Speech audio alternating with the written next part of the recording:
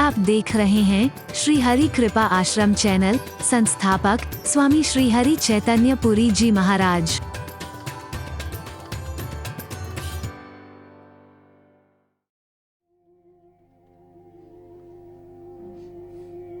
और महानता का स्पष्ट परिचय इसी से मिल रहा है कि श्री राम भगवान शंकर का सम्मान करते हैं और भगवान शंकर श्री राम का सम्मान करते हैं। आज व्यक्ति अपने आप को महान समझ रहा है, महानता के कार्य न करने के बावजूद, बड़प्पन के काम न करने के बावजूद। और इतना ही नहीं, स्वयं तो महानता के कार्य कर नहीं सकता। अगर किसी की महानता को देखता है तो ईर्ष्या करता है। ईर्ष्या करने तक ही सीमित नहीं, कई बार उसे बर्दाश्त नहीं होती है किसी की महानता। वो उसके नाम को मिटाने की कोशिश करता है और इतिहास साक्षी है, कई बार नाम तो क्या, वो उसी को मिटाने तक की घृणित कोशिश करने लगता है। लगता है कि सामने वाला व्यक्ति इतना बड़ा क्यों दिखाई दे रहा है। अगर तुमसे सचमुच किसी की महानता बर्दाश्त नहीं होती है, किसी का बड़प्पन बर्दाश्त नहीं होता है, तुम सचमुच उसे छोटा करके दिखाना चाहते हो, छोटा देखना चाहते हो, तो उसका तरीका इतना नीच और घृणित ही अपनाने की कोशिश क्यों करते हैं। याद होगा एक बार मैंने एक छोटा सा उदाहरण, लेकिन बड़ा महत्वपूर्ण उदाहरण बताया था कि स्लेट पेंसिल चला करती थी और अध्यापक ने कहा कि बच्चों एक लंबी सी रेखा खींचो। लंबी सी रेखा खींची सभी बच्चों ने। अध्यापक ने कहा कि बच्चों इसे छोटा करके दिखाओ। कितनी लंबी खींचो ऐसा नहीं कहा, कितनी छोटी करो ऐसा नहीं कहा, बस लंबी सी एक रेखा खींचो और उसे छोटा करके दिखाओ। तो आप अनुभव कर सकते हैं, यदि आप भी वहां होते तो अधिकांश लोगों की प्रवृत्ति यही दिखाई देती। अधिकांश बच्चों ने झट से थूक लिया, उसे मिटाने की कोशिश की। उन सैकड़ों बच्चों में से शायद ही कोई ऐसा रहा होगा जिसने उसे थूक लेकर के मिटाने की कोशिश नहीं की। उसे छोटा ही दिखाना है तो दूसरा तरीका भी हो सकता था कि उसके सामने उससे भी एक लंबी रेखा खींच दो तो वो अपने आप ही छोटी हो जाती है। किसी को छोटा दिखाने के दो तरीके हो सकते हैं। एक तो आप उसे मिटा करके छोटा कर सकते हैं, एक आप उससे भी ज्यादा महानता के कार्य करिए, वो आपके सामने स्वतः ही छोटा हो जाएगा। आज व्यक्ति अपना बड़प्पन सिद्ध करने के लिए, किसी को छोटा दिखाने के लिए अपना सारा श्रम, अपनी सारी शक्ति, अपने सारे साधन तक झोंकने में संकोच नहीं करता है। लोगों के जीवन से खिलवाड़ तक करने में संकोच नहीं करता है। आप विभिन्न क्षेत्रों में आप देखेंगे कि ज्यादा से ज्यादा हम अपना बड़प्पन सिद्ध कर सकें, उसके लिए भीड़ एकत्रित करेंगे, रैलियों में, कार्यक्रमों में, और उसके लिए हम सारा श्रम झोंक देंगे, सारे साधन झोंक देंगे, सारी शक्ति को झोंक देंगे। यहां तक भी सीमित था तो कोई बात नहीं।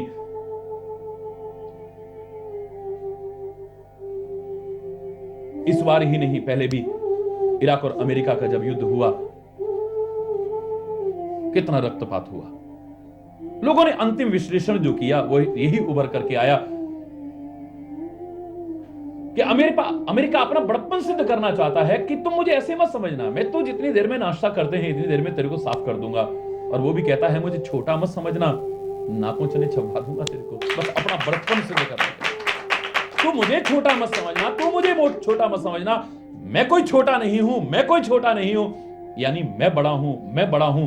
इसको सिद्ध करने के लिए हम लोगों को अनाथ तक करने में संकोच नहीं करते, गोदियां उजाड़ने में, मांग उजाड़ने में संकोच नहीं करते, रोते बिलखते तक लोगों को छोड़ने में संकोच नहीं करते, खून की नदियां तक बहाने में संकोच नहीं करते।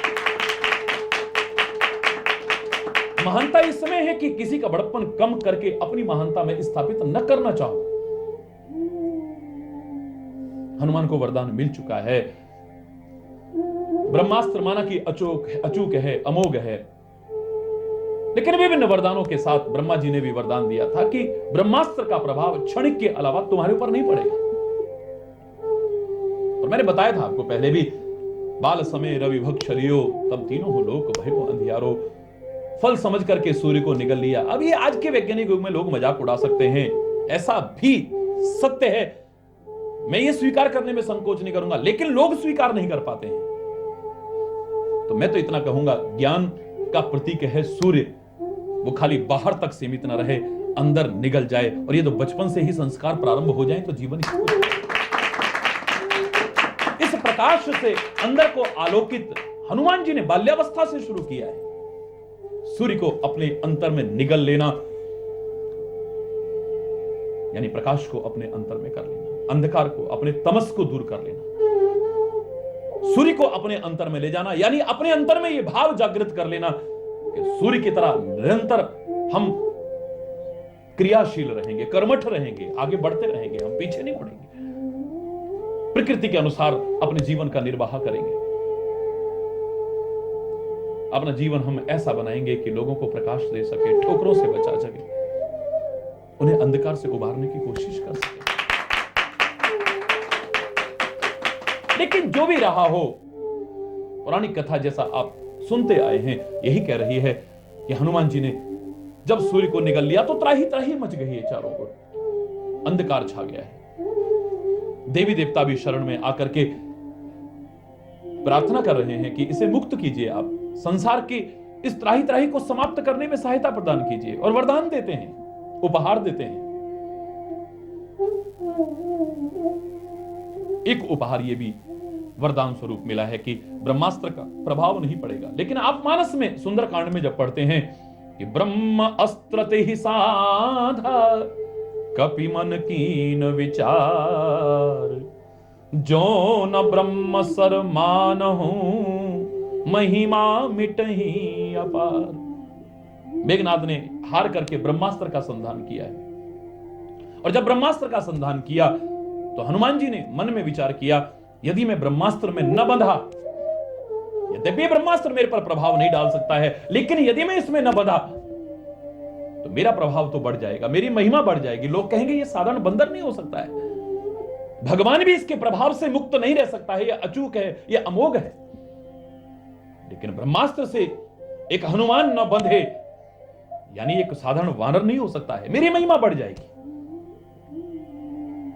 लेकिन ब्रह्मास्त्र की महिमा घट जाएगी, लोग कहेंगे ब्रह्मास्त्र, लोग कहते हैं अचूक है, अमोघ है, एक बंदर तक को बांधने की सामर्थ्य नहीं है, इसकी महिमा घट जाएगी।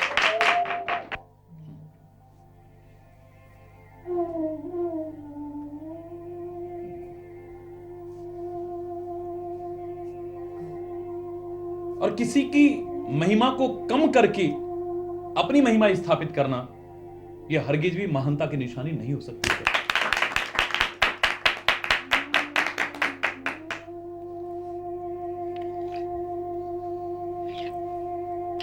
परमात्मा श्री राम अपनी उसी महानता का परिचय दे रहे हैं, भगवान शंकर का सम्मान करके, उनकी पूजा करके, विघ्न निवारण के लिए पूजा करते हैं, हमें सिखाने के लिए। अपनी नैमित्तिक दिनचर्या में सम्मिलित हो चुका है, इसलिए अपनी दिनचर्या के कारण भी पूजा कर सकते हैं, या फिर रावण का वध करना है, और भगवान शंकर रावण के इष्ट हैं।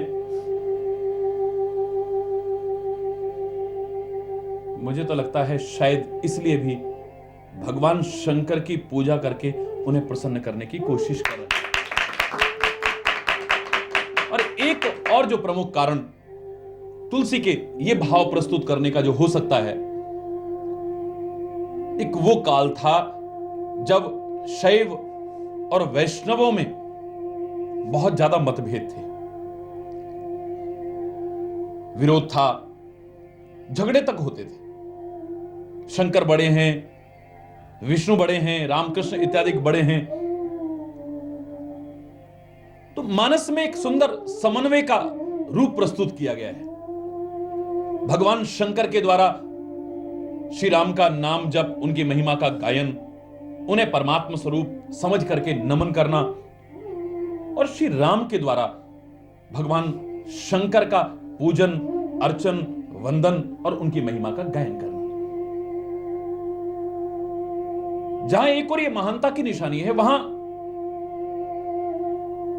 उस समय में जो मतभेद व्याप्त थे उन्हें दूर करने के लिए एक बहुत सुंदर चिंतन उभर करके सामने आया। एक दूसरे का सम्मान तो ये लोग महानता के कारण करते ही हैं। मैं फिर आपसे कह रहा हूं, याद करिए उस उदाहरण को। भगवान श्री राम ने समुद्र के किनारे रामेश्वरम की स्थापना की, नामकरण हुआ रामेश्वर। साक्षात भगवान शंकर सम्मुख उपस्थित हुए। जब प्रेम पूर्वक वंदना की है, अर्चना की है, पूजा की है,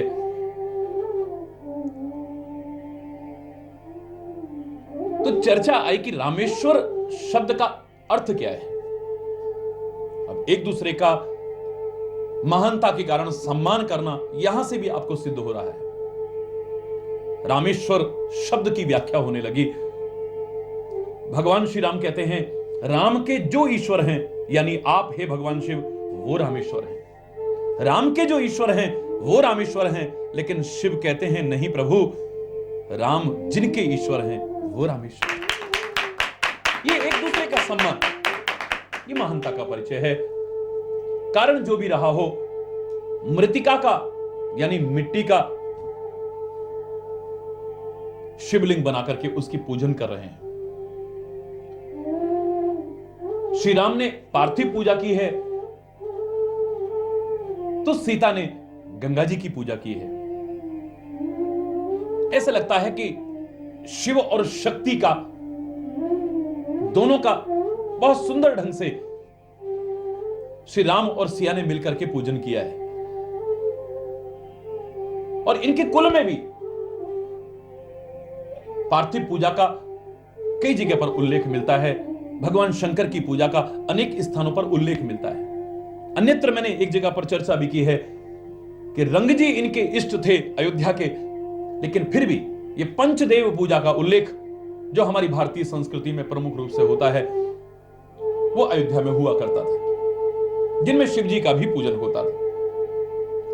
और पार्थिव पूजा के बारे में जो उल्लेख हमारे यहां मिलता है,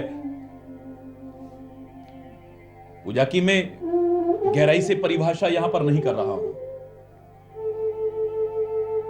जो उल्लेख हमारे कर्मकांड के अनुसार मिलता है हमें, वो ये कहता है कि आयुष्यमान, बलवान, श्रीमान, पुत्रवान, धनवान, सुखी, वर्मिष्टम लभे लिंगम पार्थिवम यह समर्चयेत, तस्मात् पार्थिवम लिंगम गेयम सर्वार्थ साधकम।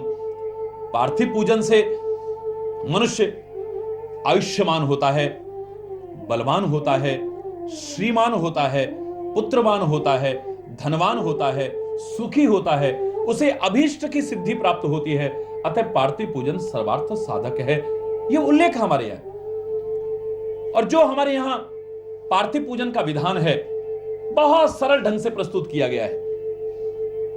शायद इतना सरल पूजा में और विधान कहीं नहीं। जो लोग पार्थिव पूजन का भाव रखते हैं, कई लोगों ने लिखा कि हम इतनी सामर्थ्य नहीं रखते कि हम वेदज्ञ और विद्वान ब्राह्मणों को बुला करके उनसे पार्थिव पूजन करा सकें और उतनी विस्तृत व्यवस्था कर सकें। तो उनके लिए भी बहुत अच्छी चर्चा है, ये बहुत सरलतम उपाय है। आप चाहें तो जिन्हें इस प्रकार की विधि विधान से करने का बहुत भाव मन में जागृत होता है, नोट कर सकते हैं। हराय नमः,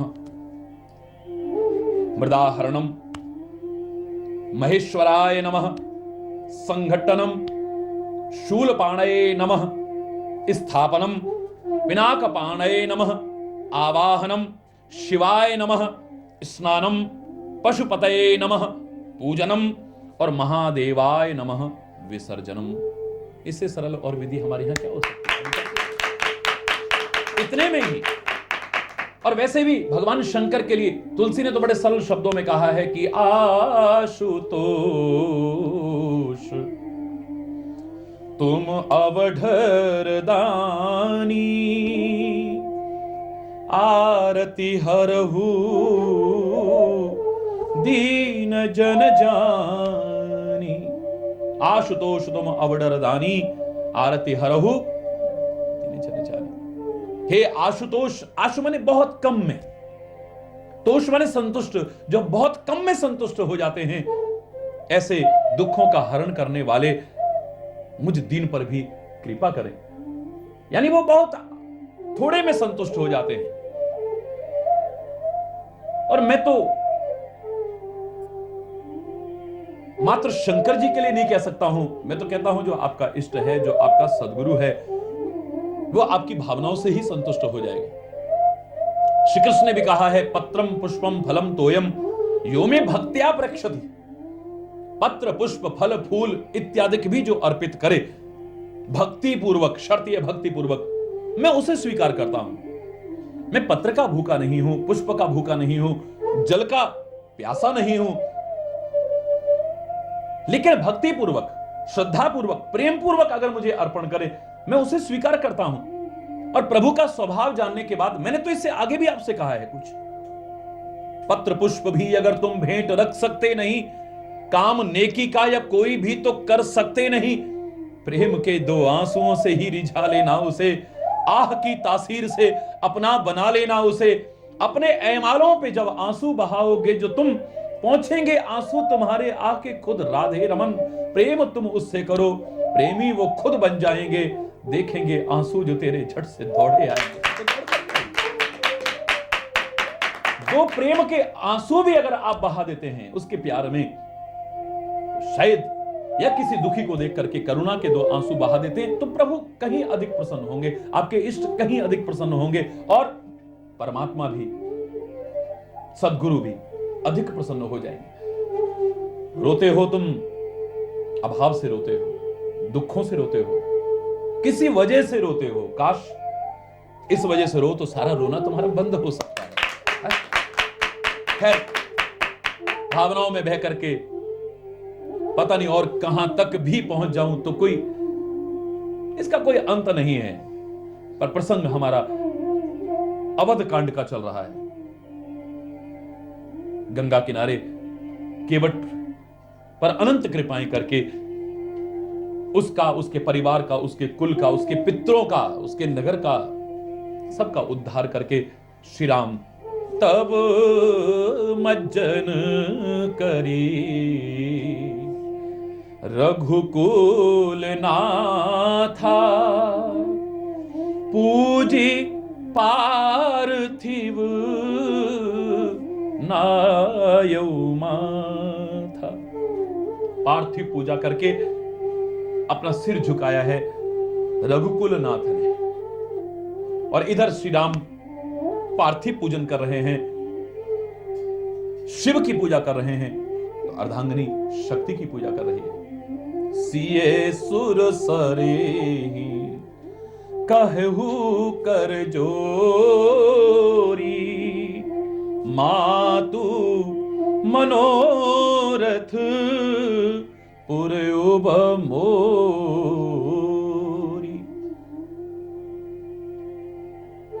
ऐसा नहीं हो सकता कि शिवार्चन में जगत जननी सीता श्री राम के साथ सम्मिलित न हुई हो, लेकिन साथ ही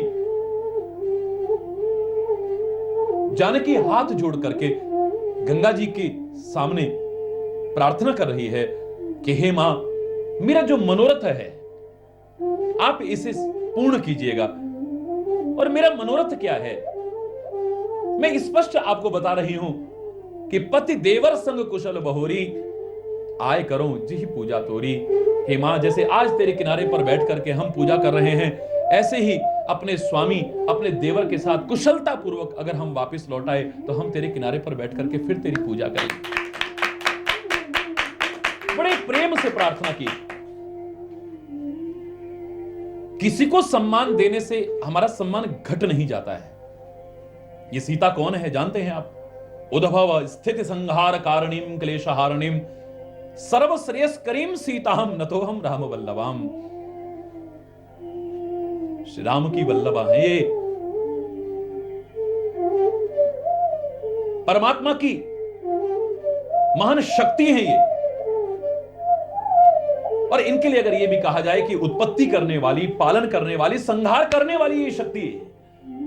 और सर्वश्रेष्ठ करीम सीताम, समस्त श्रेयसों को प्रदान करने वाली है, समस्त मनोरथों को पूर्ण करने वाली है। और वो गंगा से कहे कि तू मेरे मनोरथ को पूर्ण कर, ये उसकी महानता स्पष्ट दृष्टि को दे रही है।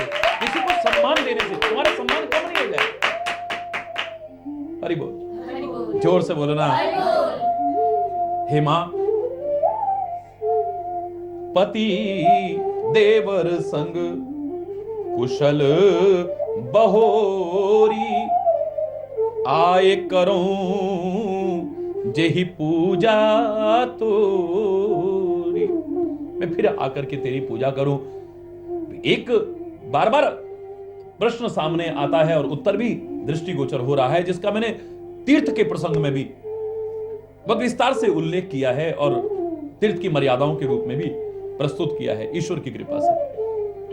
श्री राम ने पार्थिव पूजा की, सीता ने गंगा जी की पूजा की, लेकिन लक्ष्मण ने, हरि बोल, कहीं पर है ही नहीं कि उन्होंने पूजा की। क्योंकि मुझे बार बार यही लगता है, और जो मैं कहता रहा हूं और कहता रहूंगा, एक भक्त के लिए, एक शिष्य के लिए, एक सेवक के लिए, जो उसका इष्ट है, जो उसका सदगुरु है, जो उसका स्वामी है, वही सब कुछ है। उसकी चरण शरण को छोड़ करके उसके हृदय में कभी भी अन्यत्र कहीं और सिर झुकाने को मन करता ही नहीं। श्री राम अगर मर्यादा बता रहे हैं तो लक्ष्मण उस मर्यादा का उल्लंघन नहीं कर रहे हैं। श्री राम मेरे सर्वस्व हैं, ये जानने वाला लक्ष्मण ये नहीं कहता कि गंगा कुछ नहीं हो सकती है और पार्थिव पूजा कुछ नहीं हो सकती है। आप अगर अपने इष्ट को सर्वोपरि मानते हैं, इसका तात्पर्य नहीं कि आप किसी और का अपमान करें या निरादर करें। लेकिन जब मेरे स्वामी मेरे साथ में है, मेरे सदगुरु मेरे साथ में है, मेरा इष्ट मेरे साथ में है, तो मेरे को कुछ और करने की, हरि बोल,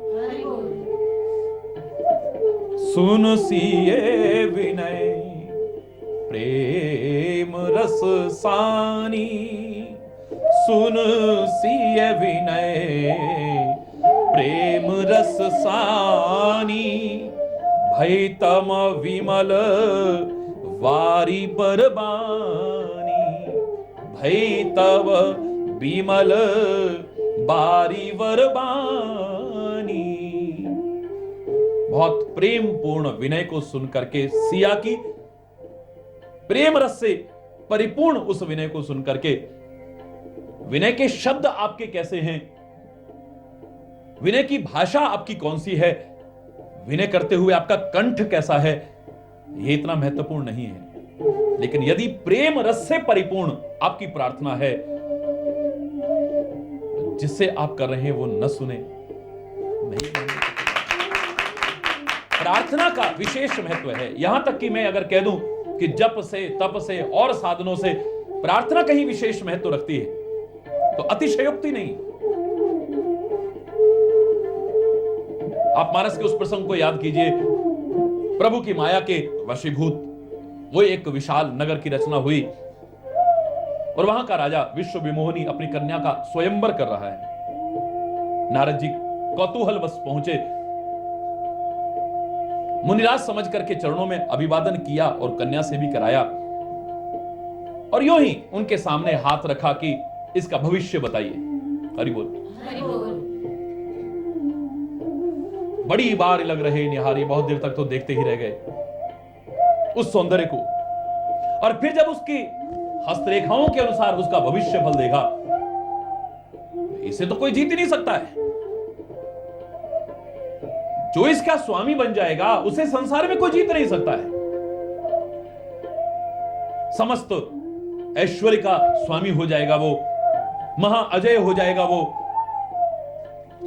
काश ये कन्या मुझे प्राप्त हो जाती, लेकिन मुझ मुनि को ये कन्या क्यों देगा? फिर मेरा ऐसा रूप भी नहीं है जो ये मुझे स्वयंवर में स्वयं आकर के वर ले। हां, मेरे परमात्मा श्री हरि बहुत सुंदर है। काश उनकी सुंदरता का एक कण भी मुझे प्राप्त हो जाए, तो मुझे छोड़ करके किसी और को वरने को तैयार नहीं।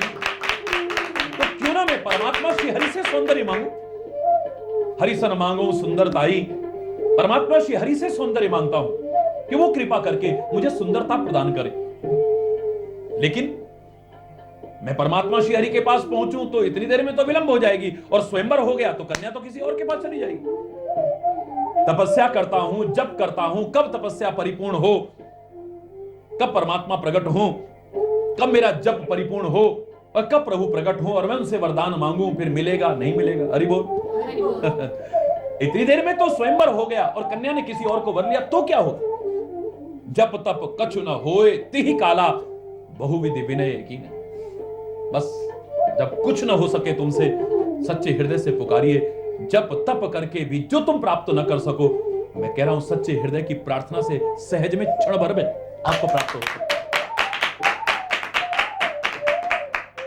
बिना समय अधिक खर्च किए अगर आप कुछ पाना चाहते तो सच्चे हृदय से प्रार्थना कीजिए। जप का अपना महत्व है, तप का अपना महत्व है, व्रत का अपना महत्व है, और साधनों का अपना महत्व होगा, लेकिन प्रार्थना से बढ़कर के नहीं, वो भी सच्चे हृदय की प्रेम परिपूर्ण प्रार्थना से बढ़कर के नहीं।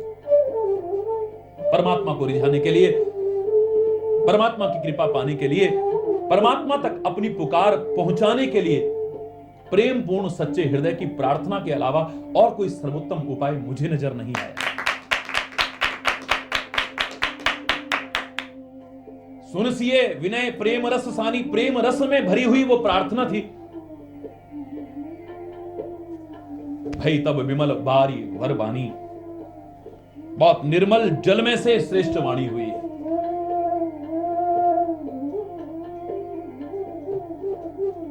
सुनु रघुवीर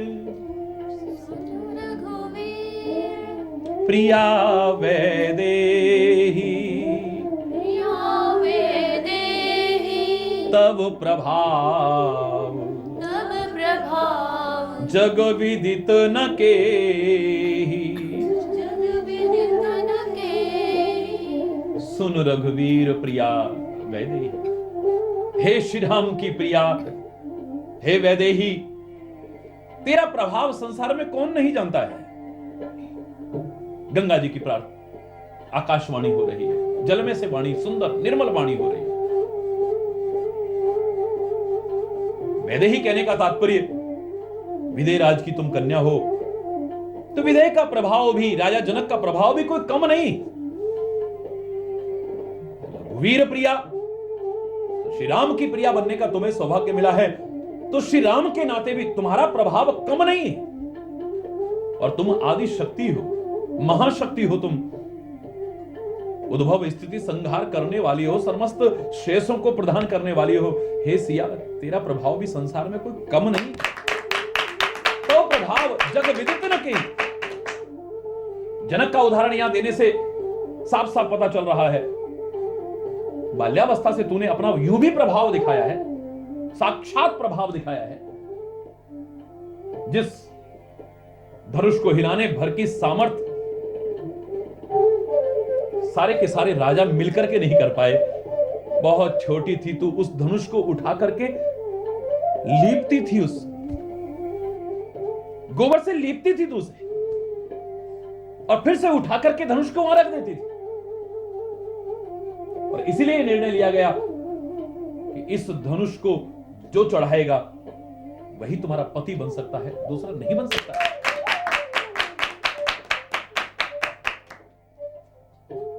जनक की ओर भी इशारा कर रहे हैं। और वैदेही का एक भाव और जो मुझे नजर आ रहा है, विदेह की स्थिति हो चुकी है, राजा जनक के कारण नहीं, अपनी विदेह की। विदेह यानी जिसको देह की सुध-बुध न रहे।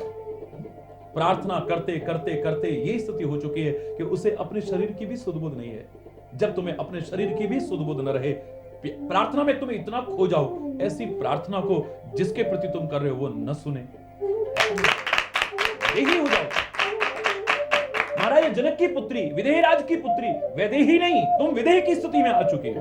प्रार्थना करते करते तुम्हारी ऐसी स्थिति हो चुकी है कि तुम्हें अपने तन की भी सुध-बुध नहीं, देह की भी सुध-बुध नहीं।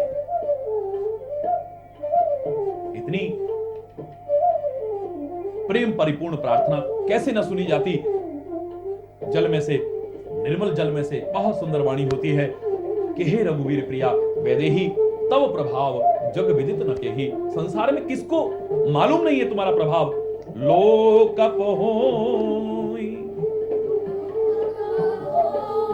विलोकत तोरे। तुम्हारी कृपा दृष्टि से देखते ही लोग लोकपाल तक बन सकते हैं। लोकप होहि विलोकत तोरे।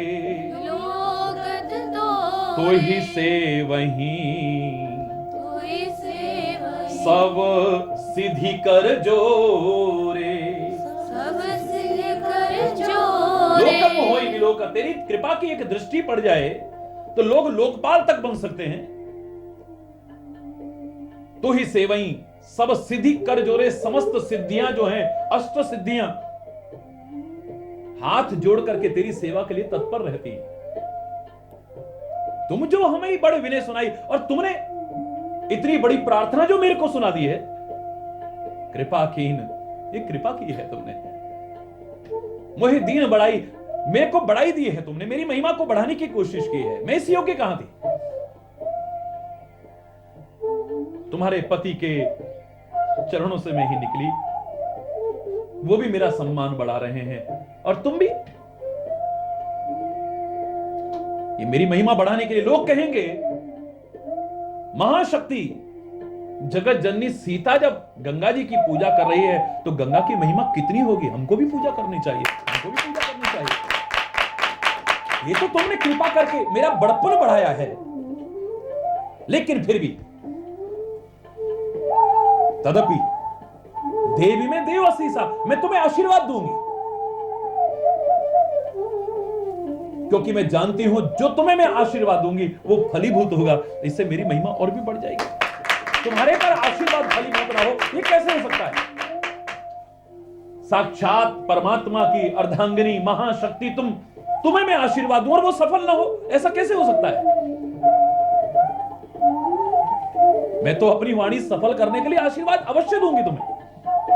तदपि देव में देवी असीसा, सफल हो निहित नितवागी सा। अपनी वाणी के सफल होने के लिए मैं तुम्हें आशीर्वाद अवश्य दूंगी।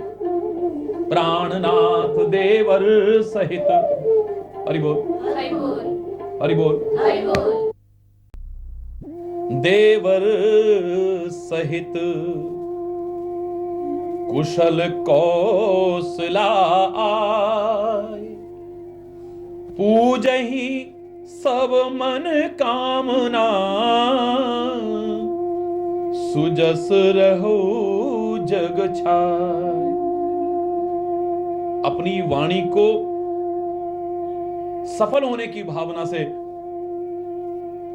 मैं फिर भी आशीर्वाद दूंगी तुम्हारी महिमा को जानने के बाद, जो जगत में प्रसिद्ध है। अपने प्राणनाथ श्री राम, अपने देवर लक्ष्मण के साथ में तुम अवध में कुशलता पूर्वक अवश्य आओगी, और तुम्हारी जितनी भी मनोकामनाएं हैं वो अवश्य पूरी होंगी हे सीता। और खाली मनोकामना ही पूर्ण नहीं होंगी, मात्र तुम श्री राम और लक्ष्मण के साथ कुशलता पूर्वक अयोध्या ही वापस नहीं आओगी। इस बीच तुम्हारे जीवन में कुछ ऐसा होगा कि तुम्हारा यश, सुंदर यश, निष्कलंकित यश सारी दुनिया में फैलेगा, लोग जानेंगे। गंगा जी के वचन सुने, मंगल के मूल वचन सुने, सिया बड़ी प्रसन्न हुई है। देखा कि गंगा जी अनुकूल है। और मैं तो इतना जानता हूं कि जिस पर वो अनुकूल है उस पर तो सारी दुनिया भी अनुकूल हो सकती है। जो उससे प्रतिकूल रहता है और जिस पर वो प्रतिकूल हो जाता है उस पर कोई भी अनुकूल होने को तैयार नहीं। तुम परमात्मा के, सदगुरु के कृपा पात्र बनने की कोशिश करो।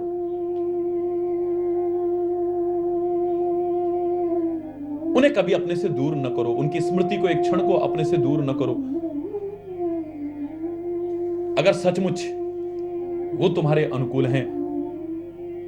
संसार का कोई दुख तुम्हें व्यापने की सामर्थ्य भी नहीं रखेगा। जा पर नाथ तुम अनुकूला, जिस पर तुम अनुकूल हो, ताही न व्याप त्रिविध भवसूला। हे परमात्मा, जिस पर तुम अनुकूल हो जाओ,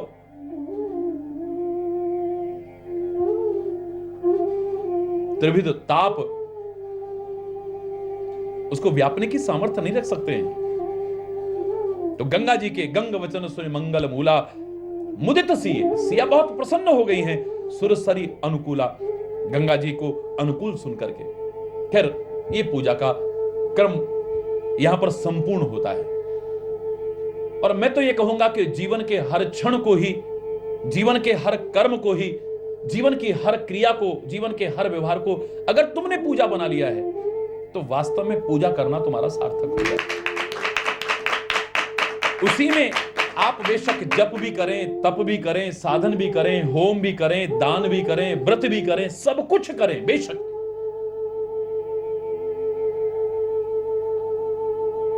लेकिन जिस प्रकार से कर्म करना चाहिए, जिस प्रकार की वाणी होनी चाहिए, जिस प्रकार का व्यवहार होना चाहिए, जिस प्रकार का आचरण होना चाहिए, जिस प्रकार का देखना होना चाहिए, जिस प्रकार का सोचना होना चाहिए, जिस प्रकार का सुनना होना चाहिए, जिस प्रकार का भोजन होना चाहिए, जिस प्रकार का पहरावा होना चाहिए, जिस प्रकार का चलना होना चाहिए, जिस प्रकार का बैठना होना चाहिए, ऐसा अगर ना आया तो वो अधूरा रह जाएगा। और जीवन के कुछ इस प्रकार से जीने की आपने कोशिश की, अगर कभी समय न मिला, अलग से आप पूजा न कर पाए, तो आपका हर क्षण, हर कर्म पूजा बन सकता है। कुछ ऐसी कोशिश करनी।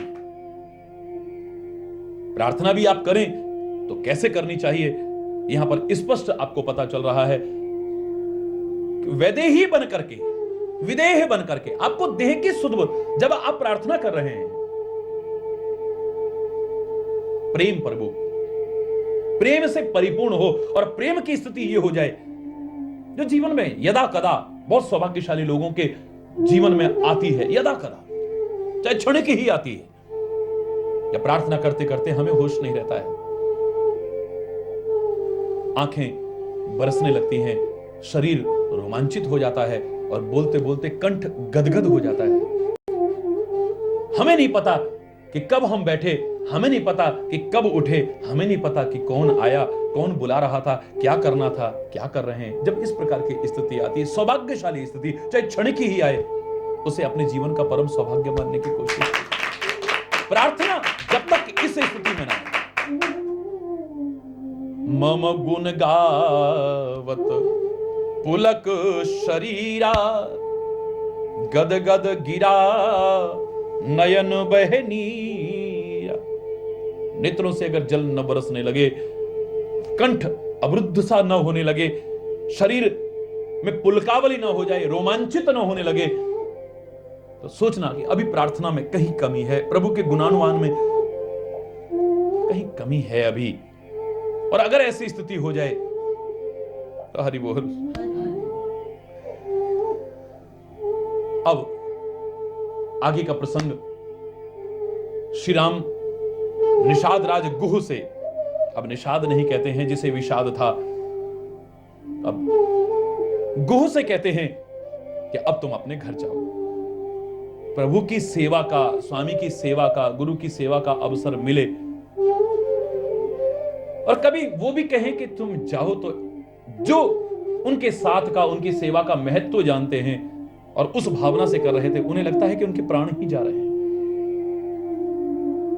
हमें जाने को क्यों कहा जा रहा है? एक नहीं, अनंत उदाहरण इस मानस में आपको मिल सकते हैं, चाहे वो अंगद का उदाहरण हो, विभीषण का उदाहरण हो, निषाद राज का उदाहरण हो, अवध वासियों का उदाहरण हो, जनकपुर वासियों का उदाहरण हो, प्रभु से दूर। हरि बोल, जोर से बोले ना। हरि बोल। तब प्रभु गुहहि कयो घर जा, बड़े आराम से कह दिया प्रभु ने, तो जाओ, क्योंकि प्रभु ने कर्तव्य भी सिखाना है। तुम्हारा लौकिक कर्तव्य क्या है, परिवार के प्रति क्या उत्तरदायित्व है तुम्हारा,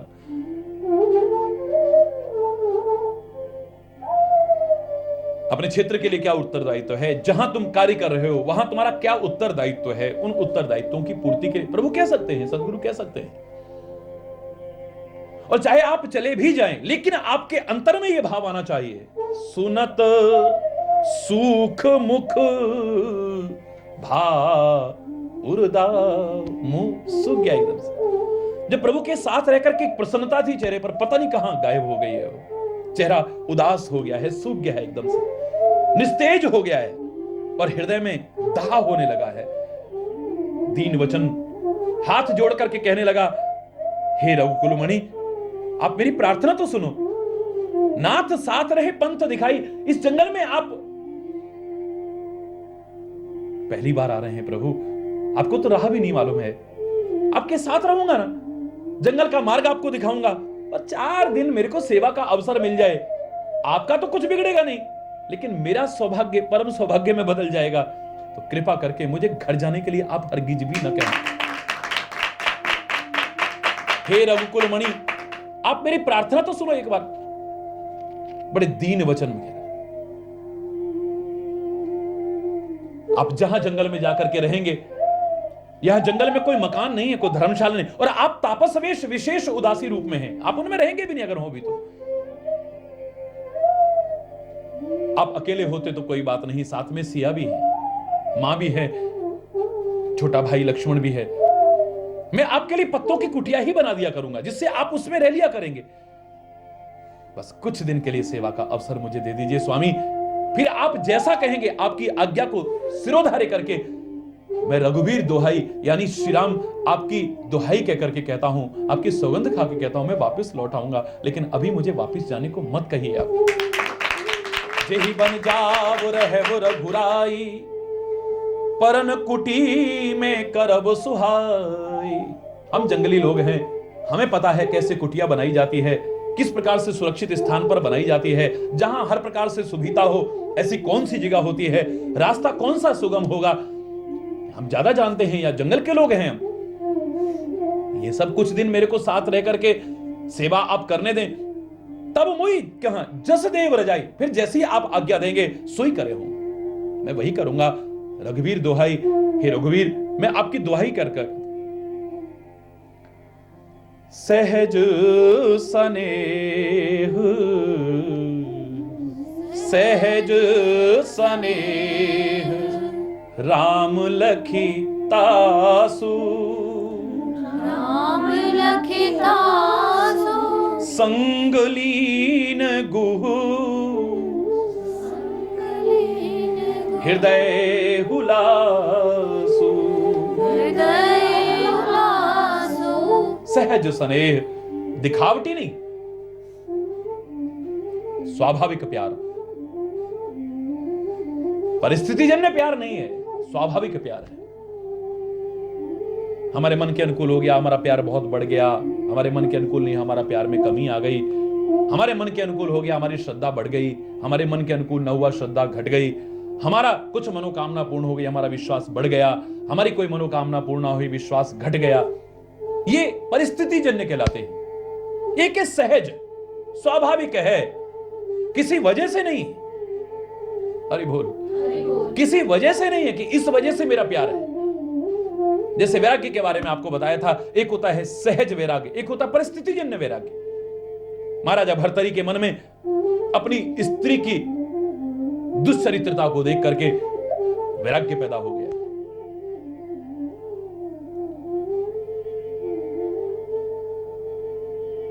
किसी को किसी वजह से वैराग्य हो गया, किसी को किसी वजह से वैराग्य हो गया।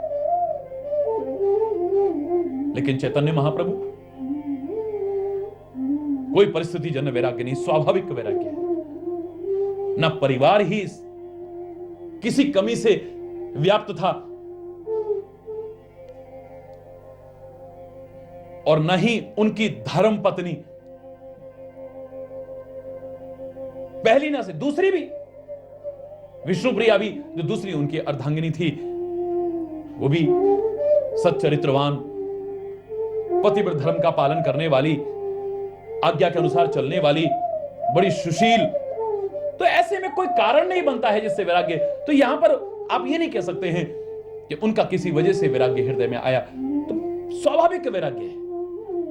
जैसे जनक के लिए कहा सहज विराग, जनक स्वयं कहते हैं सहज विराग रूप मन मोरा। मेरा मन कोई परिस्थिति के कारण वैराग्य से परिपूर्ण नहीं था, स्वाभाविक वैराग्य है। मेरे आंख कभी रूप की तरफ आकृष्ट नहीं, मेरे कान कभी शब्द की तरफ आकृष्ट नहीं, मेरे नासिका कभी गंध की तरफ आकृष्ट नहीं, मेरी जीव्या कभी रसों की तरफ आकृष्ट नहीं, और मेरा शरीर कभी स्पर्श के लिए लालायित नहीं। स्वाभाविक वैराग्य। लेकिन हे राम, तुम्हारा रूप देखते ही पता नहीं मुझे क्या हो गया है, पता नहीं क्या हो गया है। अंतर है इसमें। गुह का कोई परिस्थिति जन्य प्यार नहीं है कि गुह को कुछ मिल गया हो जो उसकी कामना रही हो तो उसका प्यार बढ़ गया है, उसके कोई मनोरथ संपूर्ण हो गया हो तो उसकी प्यार और श्रद्धा बढ़ गई हो, ऐसा कुछ भी नहीं है। लेकिन सहज स्नेह श्री राम के प्रति, सहज स्नेह देखा श्री राम ने, राम लखतासु संग लीन गुहु। ठीक है, तुम मेरे साथ चलो, हृदय हुलासु। इससे उसके हृदय में बड़ा आनंद हुआ है। गुहु ने अपनी जाति के लोगों को बुलाया, उनका संतोष करा के उनको सबको विदा किया। अब श्री राम वन यात्रा में आगे प्रस्थान करते हैं। हम भी इस प्रसंग को आगे कल के प्रसंग में ले जाने की कोशिश करेंगे। आज इसी के साथ में अगर कोई गलत शब्द निकला हो, प्रारंभिक शब्दों को कहते हुए संपूर्ण करने की कोशिश करेंगे, क्षमा याचना करते हुए।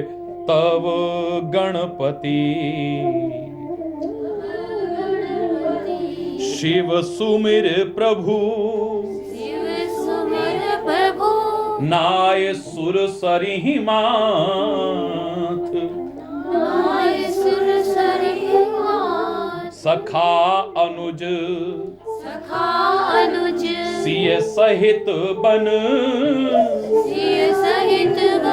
गवन कीन रघुनाथ। सखा यानी गुहु के साथ में ऐसे मेरे प्रभु इतने उदार, इतने कृपालु, इतने दयालु, इतने परम स्नेही, जिसकी छाया को छूकर के भी लोग स्नान किया करते थे, उस निषाद को गले लगा करके अपने प्रिय सखा कहने वाला शायद कोई दूसरा और संसार में नजर नहीं आता। तभी मुझे कई बार लगता है, और मैं बार बार कहा करता हूं इस बात को, कि श्री राम रावण को मारने भी नहीं, तारने ही, खाली इतने के लिए इस संसार में अवतार लेकर के आए हो, मुझे नहीं लगता है ये उनका कोई प्रमुख उद्देश्य रहा हो, मुझे नहीं लगता है। निराकार रूप में भी सृष्टि के कण कण में समाया वो परमात्मा, जिसके हाथ में रिमोट कंट्रोल है, जिसके संकल्प मात्र से सारी सृष्टि उत्पन्न हो सकती है और जिसमें प्रलय आ सकती है, उसके लिए रावण और राक्षसों को मारना कोई असंभव बात नहीं है। इतने के लिए वो मानव बन करके आए, राजकुमार बन करके आए, और इतना समय लगा करके फिर भयानक युद्ध करे, मुझे नहीं लगता है परमात्मा के लिए ये कार्य यूं भी बहुत साधारण सा कार्य है। अवतार लेकर के, साकार रूप में आकर के, मानव रूप में आकर के, और वो भी फिर 14 वर्ष वन यात्रा करके, कितने कष्ट उठा करके। खाली रावण को मारना प्रमुख उद्देश्य नहीं हो सकता है, वो तो वहां भी स्मरण मात्र से वो कर सकता था, लेकिन निषाद को सखा कहकर के नहीं बुला सकता था, भिलनी के झूठे बेर नहीं खा सकता था, उन ऋषि मुनियों की कुटियाओं को पवित्र नहीं कर सकता था, विभीषण का उद्धार नहीं कर सकता था, सुग्रीव को अपने गले से नहीं लगा सकता था, और भी जितने वनवासी थे जिनको उसका स्मरण करके सारा जीवन तो क्या अनंत जन्मों तक स्मरण करके एक झलक तक नहीं देख सकती थी, उनका प्यार, उनका सौहार्द और उनकी सेवा स्वीकार नहीं कर सकता था, और उन्हें इतना अपनापन और प्यार नहीं दे सकता था, जिन्हें लगता ये रात नहीं कर सकता था ऐसा।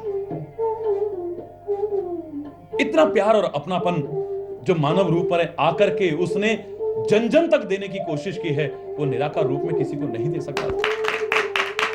बड़ी कृपा की है उसने, अनंत कृपा की है उसने, विभिन्न रूपों में आकर के बड़ी कृपा की है, हमारे सामने वेद शास्त्र इत्यादि देकर के बड़ी कृपा की है, महापुरुषों के रूप में इस धरा में जो संदेश हमारे सामने सदैव से प्रचारित प्रसारित कराने की कृपा हमारे ऊपर की है, अब हम आत्म कृपा करें, परमात्मा की कृपा, गुरुओं की कृपा, शास्त्रों की कृपा, संतों की कृपा को निष्फल न जाने दें और अपने आप को भी धन्य धन्य करने की कृपा करें। कोशिश करें हम, और परमात्मा की सहायता हमें मिले और सफलता मिले हमें, हम भी अपने जीवन को धन्य धन्य कर सकें, कृतकृत्य कर सकें। बार बार प्रभु से ही प्रार्थना करता हूं। एक बार जोर से बोलेंगे, धर्म की जय हो, अधर्म का नाश हो, प्राणियों में सद्भावना हो, विश्व का कल्याण हो, गौ माता की जय हो, भारत माता की जय हो, गंगा माता की जय हो, संत समाज की जय हो, भारत की देवियों की जय हो, भक्त समाज की जय हो। बोलो श्री गुरु महाराज जी की जय, बोलो कामा के कन्हैया की जय, बोलो लाठी वाले भैया की जय। बोलो वृंदावन बिहारी लाल की जय। जय श्री राधे श्याम राम।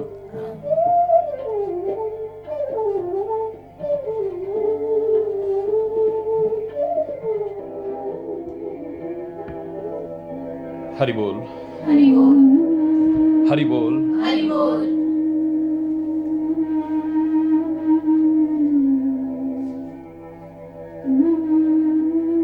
श्री राम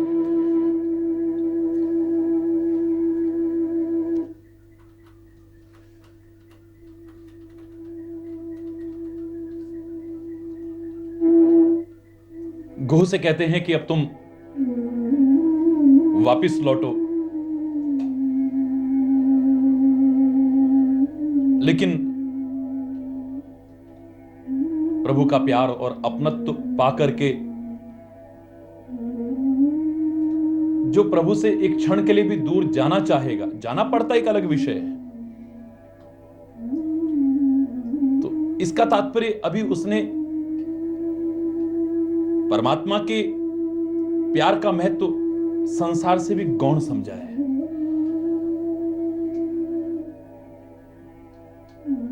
संसार का मालिक सामने हो और उसका प्यार और अपनापन मिले और फिर संसार या सांसारिकता अपनी ओर आकर्षित करे, तो मैं तो इसे दुर्भाग्य ही कहूंगा, सौभाग्य नहीं कह सकता।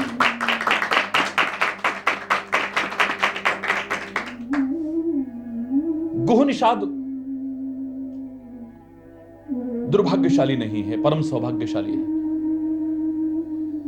श्री राम जी से सखा कहकर के बुलाएं, तत्कालीन परिस्थितियों में जिसे इतना नीच समझा जाया जाता हो कि उसकी छाया को भी छूने के बाद लोग स्नान किया करते थे, उस निषाद को भरत भाई की तरह अपने गले से लगाएं, तो इससे बड़ा सौभाग्य और क्या हो सकता है। परमात्मा की अपार कृपा है इसके ऊपर, अपार प्यार है इसके ऊपर। प्रभु से प्रार्थना करता है कि प्रभु, हम तो इस वन में ही निवास करते हैं, सारे मार्गों से भली भांति परिचित हैं हम लोग, कैसे निकलेंगे आप वन के उस उबड़ खाबड़ रास्तों में, कहीं भटक जा सकते, संभावना हो सकती है। सारी दुनिया जिसका नाम लेकर के जीवन राह पर चल करके सफलता प्राप्त करती है, उस परमात्मा को मुझे राह दिखाने का अवसर मिले, तो ये तो मेरा और भी ज्यादा सौभाग्य मेरे साथ होगा। मैं आपको वन के एक एक राह से परिचित हूं, स्वयं आगे चल चल करके राह दिखाऊंगा, मार्ग की रुकावटों से बचाने की कोशिश करूंगा। हे प्रभु, आप मुझे वापस जाने के लिए न कहें,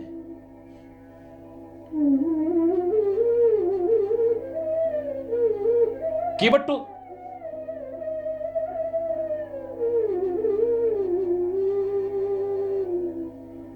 किस तरह से वापस गया था आपने सुना ही। गुह निषाद राज तो हमेशा साथ रहना चाहता है। 14 वर्ष साथ रहने का काश मुझे सौभाग्य मिल जाए। नगर निवासियों को जैसे तैसे समझा करके वापस भेजा है, लेकिन श्री राम का रुख देख करके लगा कि 14 वर्ष के लिए साथ रखने वाले नहीं।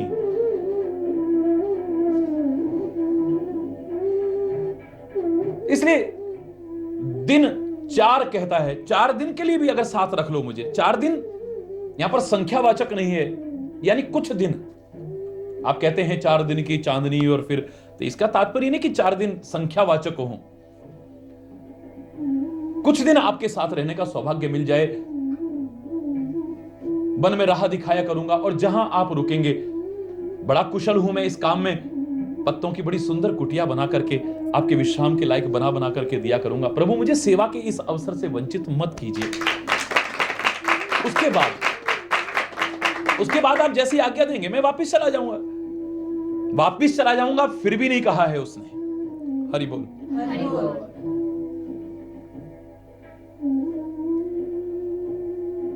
जो मुझे आज्ञा होगी तब मोई कह जस देव रजाई सोई करे हूं रघुवीर दोहाई। श्री राम आपकी दोहाई करके कहता हूं, आपकी सौगंध खा के कहता हूं, जैसा फिर आप कहेंगे मैं वैसा करूंगा। प्रभु के बारे में आप पहले से सुनते आए हैं कि सहज स्नेह विवश रघुराई। श्री राम मेरे परमात्मा, मेरे सदगुरु, मेरे संत दिखावटी प्यार नहीं, परिस्थिति जन्य प्यार नहीं, लेकिन अगर सहज स्नेह है, स्वाभाविक स्नेह है, निस्वार्थ प्यार है, तो सारी दुनिया जिनके वश में है वो परमात्मा, वो सदगुरु भी उस सहज स्नेह के वश में हो जाते हैं। सहज स्नेह, सहज स्नेह विवश रघुराई। तो जैसा उनका स्वभाव था सहज स्नेह के वश में हो जाना, उस सहज स्नेह के वश में ही हुए हैं। सहज स्नेह राम लख तासु। श्री राम ने देखा कि इसका भी सहज स्नेह है, कोई स्वार्थ नहीं है इसका साथ रहने का। बहुतों का स्वार्थ तो हो सकता है। महाराज जी के पास बड़े बड़े लोग आते हैं, हर तरह के लोग आते हैं, तो कहीं हमारा जो ये काम है वो हो जाए। महाराज जी हमें एक अभी मेरे पास फोन आया, हमें बाहर जाना था, वीजा नहीं मिल पा रहा है, अगर आपके साथ आपकी विदेश यात्रा है उसमें चले। अरे बोल, अरे क्या उनका कोई ना कोई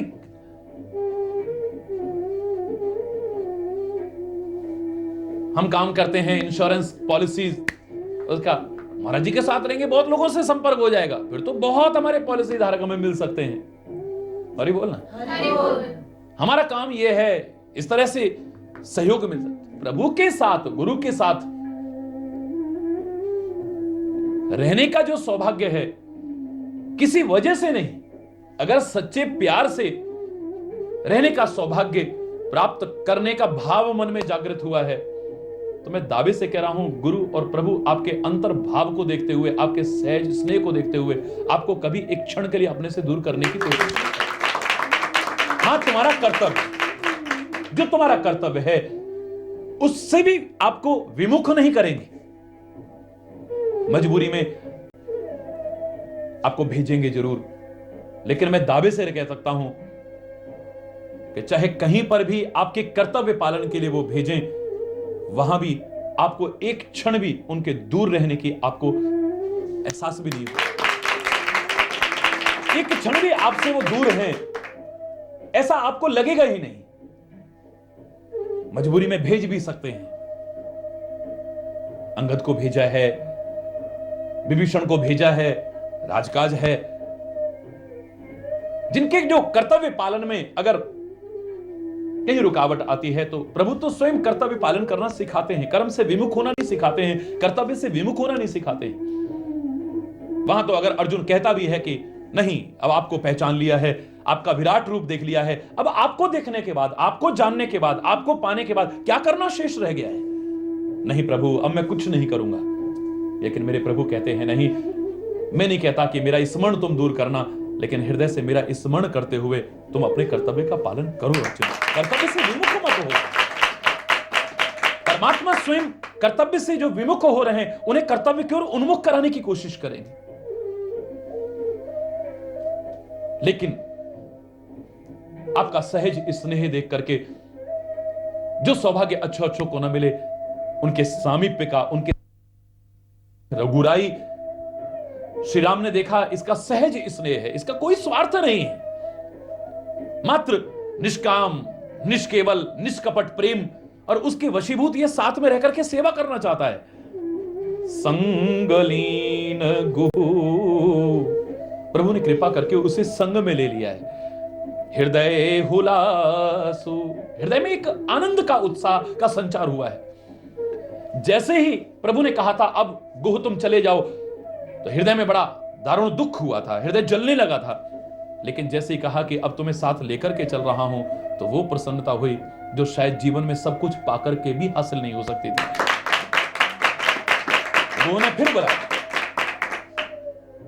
गुह ने फिर सबको बुलाया, अपने परिजनों को बुलाया, नगर निवासियों को बुलाया, कर परितोष विदा सब कीने, उनको संतुष्ट करके राज्य कैसे आपके बिना रहेगा। बोले नहीं, कुछ दिन की बात है। और अगर हम कहें कि 14 वर्ष वो साथ रहना चाहता था, तो उसने यही कहा कि जिसके साथ में श्री राम हो, उस नगर में